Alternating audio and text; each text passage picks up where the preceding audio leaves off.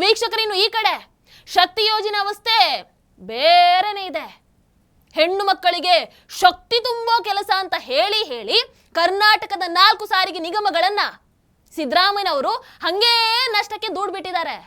ಕರ್ನಾಟಕ ರಾಜ್ಯ ರಸ್ತೆ ಸಾರಿಗೆ ನಿಗಮ, ಬೆಂಗಳೂರು ಮಹಾನಗರ ಸಾರಿಗೆ ಸಂಸ್ಥೆ, ವಾಯುವ್ಯ ಕರ್ನಾಟಕ ರಸ್ತೆ ಸಾರಿಗೆ ನಿಗಮ, ಕಲ್ಯಾಣ ಕರ್ನಾಟಕ ರಸ್ತೆ ಸಾರಿಗೆ ಸಂಸ್ಥೆ ಒಟ್ಟು 4,000 ಕೋಟಿ ಇವರಿಗೆ ಪಾವತಿ ಮಾಡೋದು ಬಾಕಿ ಇದೆ. 2023ರಿಂದ 24ರ ಅವಧಿಯಲ್ಲಿ 1,180 ಕೋಟಿ, 2024ರಿಂದ 25ರ ಅವಧಿಯಲ್ಲಿ 1,170 ಕೋಟಿ, 2025ರಿಂದ 26 ಅಂದ್ರೆ ನವೆಂಬರ್ 25ರವರೆಗೆ 1,655 ಕೋಟಿ, ಒಟ್ಟಾರೆಯಾಗಿ 4,000 ಕೋಟಿ ಬಾಕಿ ಉಳಿಸ್ಕೊಂಡಿದ್ದೀರಾ. ಗ್ಯಾರಂಟಿಯಿಂದ ಬೊಕ್ಕಸ ಖಾಲಿ ಆಗಿದೆ ಒಪ್ಕೊಳ್ಳಿ ಅಂತ ಅಂದ್ರೆ ಮುಖ್ಯಮಂತ್ರಿಗಳು ಒಪ್ಕೊಳ್ಳೋದೇ ಇಲ್ಲ.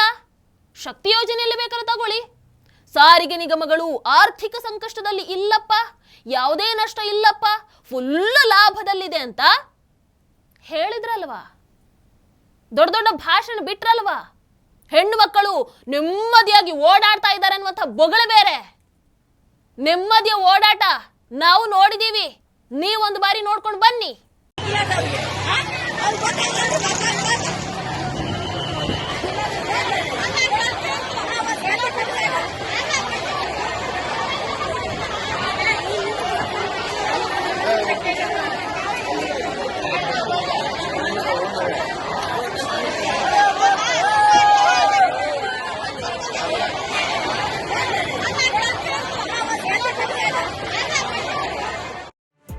ಈ ಕಾರ್ಯಕ್ರಮವನ್ನು ಪೂರ್ತಿ ವೀಕ್ಷಿಸಲು ಯೂಟ್ಯೂಬ್ನಲ್ಲಿ ಟಿವಿ ವಿಕ್ರಮ ಚಾನೆಲ್ಗೆ ಭೇಟಿ ಕೊಡಿ, ಸಬ್ಸ್ಕ್ರೈಬ್ ಮಾಡಿ.